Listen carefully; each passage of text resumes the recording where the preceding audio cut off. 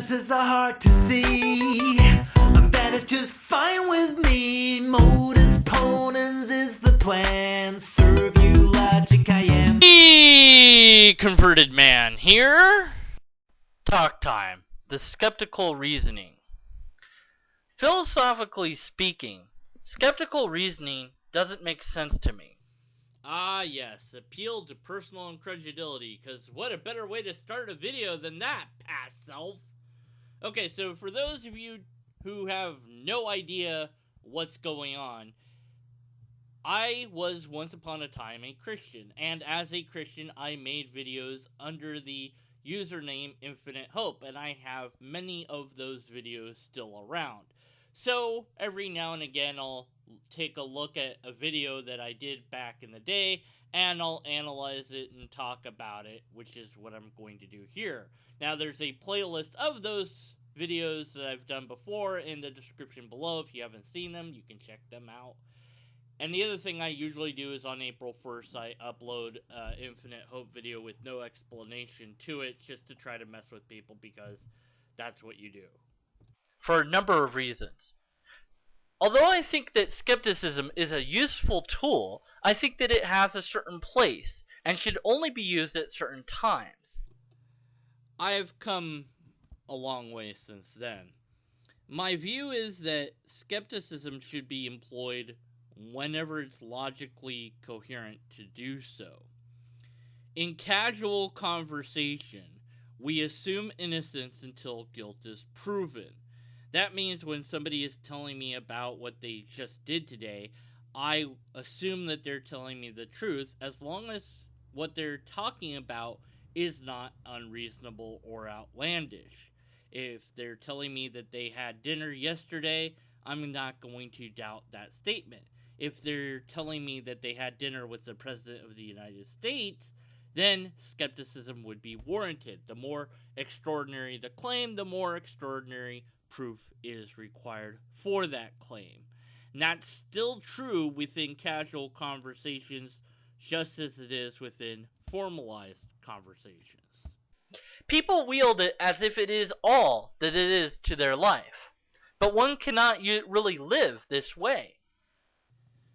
I wonder if that's a common misconception that comes up with theists or apologists, where they look at skepticism as this worldview without really understanding what skepticism is. It could be part of a worldview, but that doesn't tell you everything there is to know about it.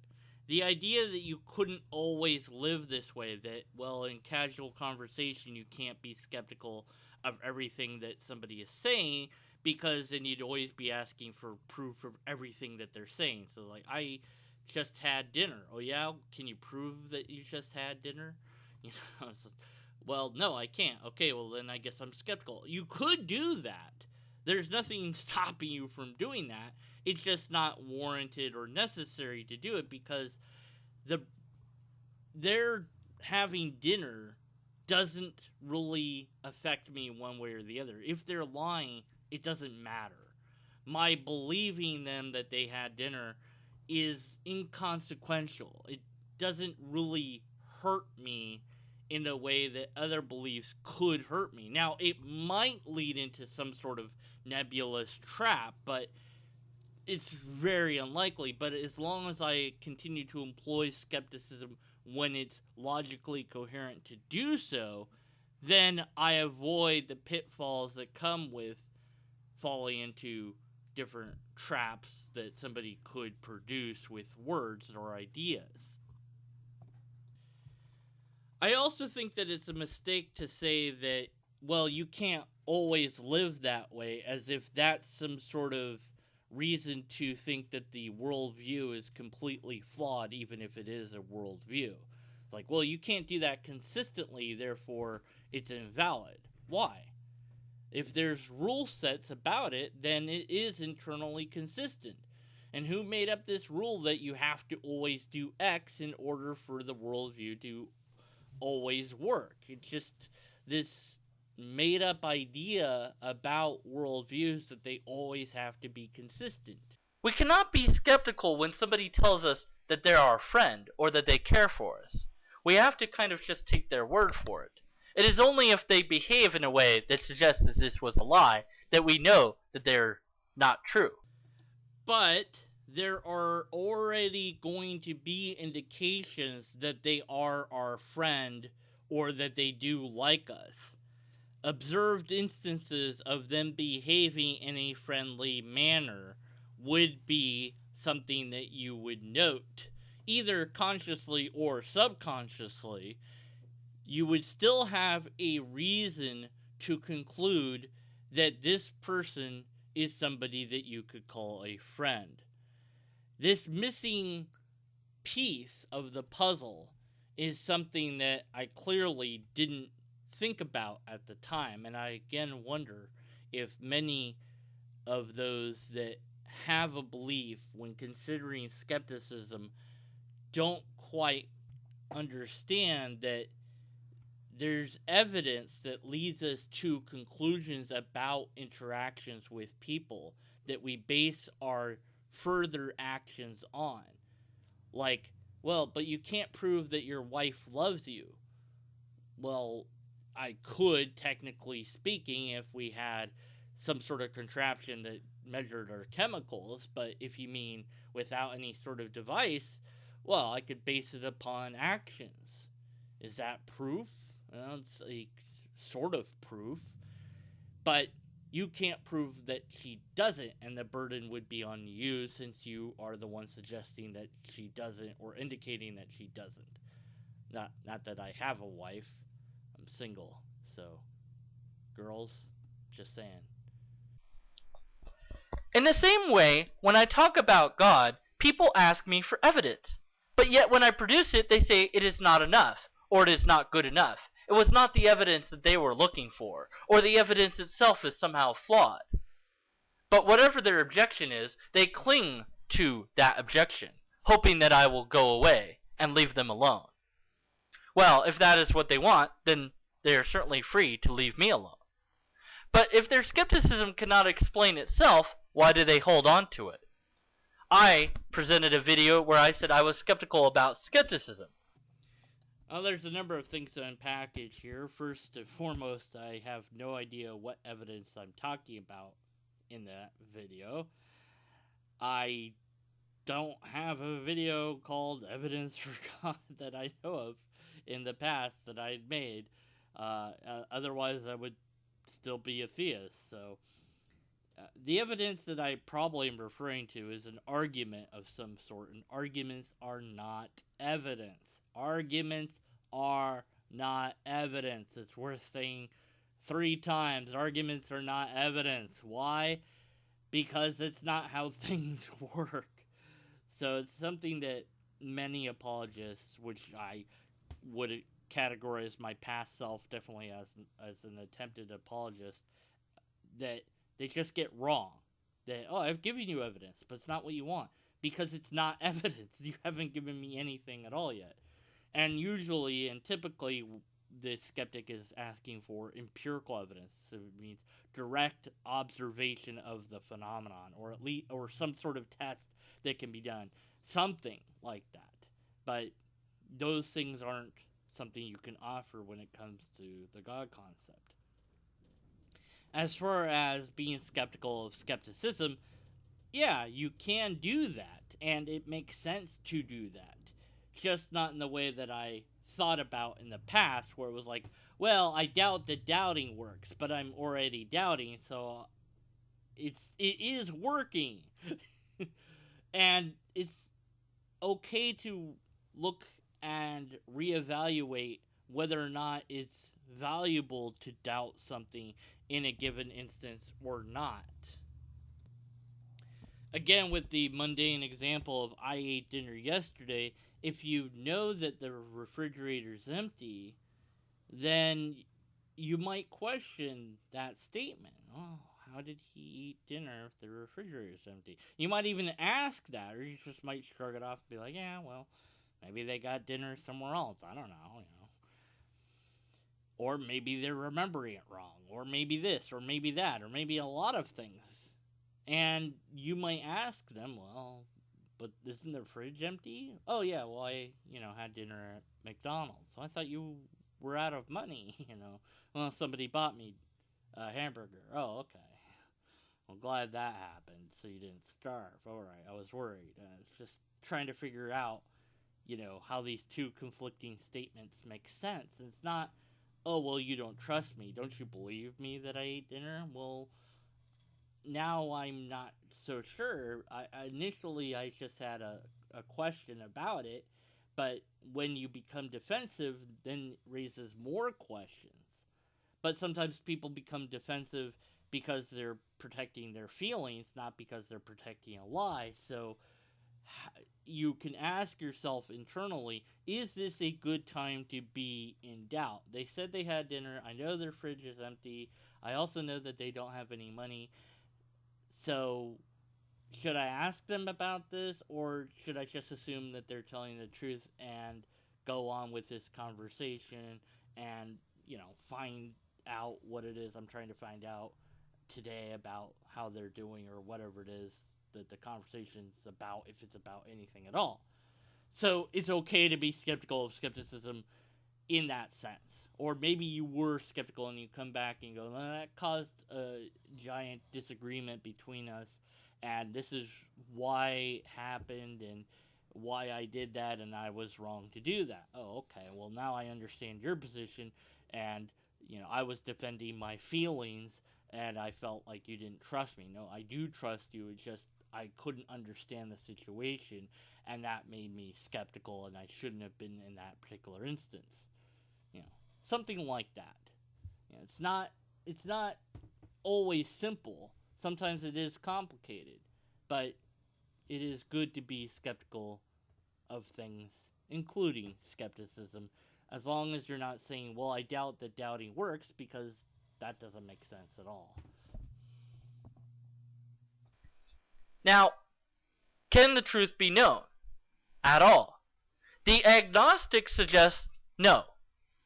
The agnostic says, no, really, truth cannot be known. We don't know whether or not anything is real or not real. And until we find out, I don't know. Forget about it. We're done. I really have no idea what the bleep I was thinking back then. I didn't look it up at all. I based it on what I thought the word was. And I wonder if that's a common problem, because I do hear people make up definitions to words, and I go, there's this thing called a dictionary. I mean, why don't we use that? So no, agnostic is a position about God, not about truth or other knowledge. In reference to God, it is that it is unknown or unknowable. And that's it. It is not a position on other things necessarily. It could be, but it might not be.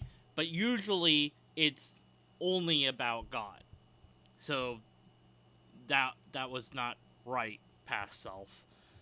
Stop being wrong, past self. Also, the lottery numbers are... Oh, wait, have to keep doing the video. Well, I think that this falls apart. Because if it's true, how do you know that you can't know? If you cannot know, then you do not know. And if you do not know, then you didn't know. You're done. End of story. It's a good and interesting philosophy to study, certainly, but it's not a good or interesting philosophy to follow, in my opinion. One would not say to a girl or a guy that one was interested in, to the question of, do you love me? I don't know. Because you cannot apply this same philosophy everywhere in your life, I submit that you leave it alone and get rid of it and find a new philosophy.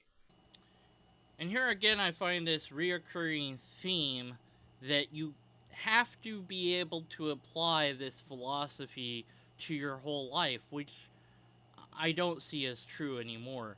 You don't have to apply a single philosophy to your entire life. You can have multiple different philosophies to apply to your life. And that, I think, is an idea that doesn't fit with the model that you're given as a Christian to follow, per se. You can break free of it, certainly, but usually and typically the idea is you have this worldview, this single worldview that is based on and around Christianity. What that means, who knows? But That's what it is. And so every other philosophy, every other worldview, every other idea is treated as if it's the same as this because nothing else can be different. If it's different, then you can't do it. Oh, well, that you can't use that every time. You can't be skeptical of every single thing. You can't be skeptical when I say I ate dinner last night, even though that's something you wouldn't be skeptical of unless it was an extraordinary claim or something absurd or something you knew that wasn't true. It's a social contract. There isn't a reason to be skeptical of it. So that's not how it works. So you wouldn't do it. So why would you say that? Because you don't know how it works. You don't understand it. And it's the same with, like, well, this philosophy of agnosticism that I got way wrong anyways, you can't apply that everywhere all the time. So therefore you can't use it. Well, so what if you can't apply it? You've got other things. Maybe you're agnostic over here, but then over here you have a different rule set that you use, you know. And then maybe you use Buddhism for how you do faith things, and maybe you have a political philosophy, and you have this and you have all these different ways of looking at different things. But when you're in this system that kind of tells you, or maybe others tell you, or you get the idea that this is how it's supposed to be, you get this narrow view of how things ought to be. And that's a problem. When I ask about God, the atheist will say, I affirm that there is no such thing. Or, there's not enough proof. It's a belief in no God. It is not a belief. It is a lack of one. They will define themselves in all sorts of different ways, and it is quite confusing, but regardless of however they want to define themselves, they pretty much agree that God doesn't exist. Because you can explain things without God. They've tried very hard to do this. It's really not that confusing. Either there's no God, or I don't believe in God. Those are the statements that make you an atheist. And yes, there's going to be some nuance there, because different people have different ways to say different things. But again, it's that narrow view of the way things ought to be that I think influenced my past thoughts on this. What is interesting is they will look to science for all the answers. But they have told science what science was allowed to do, and what science was allowed to study. And indeed, whenever somebody that is a scientist tries to suggest something else, they immediately discount it as bad science. Oh, my. No, we don't tell science what it's allowed to do or how it's allowed to work. It's simply, when you go to investigate the natural world, and you set aside assumptions about how it works, you go, what will it tell us? Let's not assume that it is based on X, Y, or Z. Let's find out what it's based on, if we can even do that. And so far, all we have found is natural explanations. So I think here I was trying to suggest that, well, we're not allowing science to find the supernatural. And there isn't a supernatural, even if there was, because it's just a holding spot. That word is just a holding spot for the unknown. That if there was a God, or anything other supernatural speaking, it's just something that we haven't discovered yet. And we would find a way to discover it, because it would be something natural. If it's something that we can't study, then we could never find it. So it wouldn't be anything that we could say anything about. And then to say, well, see, it must be supernatural because we can't find it. What? How? How does that make sense? But at any rate, no to all this. No, and also no. Moving on. Intelligent design is being told that it is not a science. Well, who's saying this? Oh yeah, back then I had no idea about science. And again, because I hadn't really looked into it or explored it or learned about it, I was coming at it with this philosophical view and, be like, oh, well, ID, I mean, that seems like it could be a science. Why isn't it? I don't understand why it isn't. Well, I didn't understand. That's the thing. it can't be a science because it isn't a science. And who is saying that? Well, science is saying that. Because you have certain things that is required for a thing to be science, and ID doesn't have those things. So when you learn about the philosophy of science, then you'll understand that. But if you go into it as I did, without any knowledge on the subject, then you're going to have faulty conclusions. I suggest that it's probably the atheists that are saying it strongest of all. They're telling scientists that is not really science, that is up for the philosophers. Leave it to them. Leave it alone. Perhaps if you study it, you'll find it to be true, and that's something that I cannot stand. Let it be. It's not science. Why then look to that science for the answer? If you've told the philosophers that it is their job to study God, then ask them the question, not scientists. If your answer is, well, the philosophers can't be trusted either, then why did you give them that job in the first place? Oh boy. Oh man. ID isn't science, and it's not a very good philosophy either. Why did these people be given these jobs of the? That's not a thing. It's just the wrong way to look at it. Oh my word, just so bad. It hurts. It hurts to listen to this. So no, I was wrong on all that. So look, if you don't want to trust scientists, well, that's one thing. But it's a totally different thing to distrust science. And there lies the disconnect, I think, that I had, was people can do things that are not trustworthy, and so therefore it's okay to distrust people. But the system has been proven, and whenever some scientist or a group of scientists has done something underhanded or whatever, the methodology of science has uncovered it to be flawed. So the system works. The people might not always work, but the system does. And typically, scientists are very ethical people. Not always, but typically, because they want to keep their job, and in order to keep their job, they must maintain ethical practices. Well, I had more on this talking points, but I think that the essence of this particular talking point was to express my concern about skepticism and the philosophy of it. And in that, I got so many things wrong about so many other things. And I think that I did because I didn't know a lot about any of those things. In fact, I didn't know anything at all about much of what I was talking about. I didn't really understand what ID was. I just heard about it, and it sounded like it could be a thing because I hadn't yet learned about the philosophy of science, because that's not something that I personally had been taught in school. So how was I supposed to know? Maybe there's a problem with education, but nonetheless, I could have looked it up. I should have looked it up. But why? Why should I? I mean, I think I know what it is, so I'm going to go from there. And I'm going to base my assumption on the assumption that I'm right, without seeing if I'm right. And that's a lot of my past self's folly, is not looking deeper into the matter. Of course, anybody can be guilty of this. If you post a news story or a advertisement that you found to be interesting on Facebook or Google Plus or YouTube or wherever, and you didn't yourself look into that and investigate whether or not it's real, well, you were just intellectually lazy. And you might say, oh, well, what's the problem? It's just an ad that I really liked. I really hope that this invention is real, all right?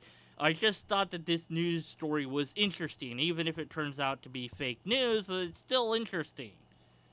Well, it doesn't matter how interesting it makes you feel. What matters is the truth, and what matters is us not being intellectually lazy so that we don't propagate falsehoods forward. Let's all strive to fact-check things before we share them on social media. Yes, it's work, but that's good. It should be. And it should be something that we hold ourselves to a higher standard than just going, yeah, I think that's true. I'm not going to look into it. It seems to be true to me. Because that sort of thinking is why I was so wrong in the past. And I hope to curb that thinking into the future, as I hope that you too will curb such thinking as well. Unless and until we have a logically coherent argument, that ending doesn't really make sense with this sort of video. Once again, thanks to all my pleasing Patreon people, Hector Defendi, Robert W. Lester, Jacob Santos, and Joseph Schmidt. If you want to hear your name read at the end of my thing, thus making it harder for me to read your end because I would have more to say, please consider being a patron. Doing so gives me just enough money to barely pay bills. So yes, I need your support, not just to make these videos, but to keep existing. I'm okay now, I'm okay. Alright, so if you can, please do. Even $1 would be great. And if you can't, then don't. But, you know, be like, hey, Deconverted Man, I would love to help you out, but I don't have any money. Just tell me that, then I would know. Hey, where's the video going? No, come back.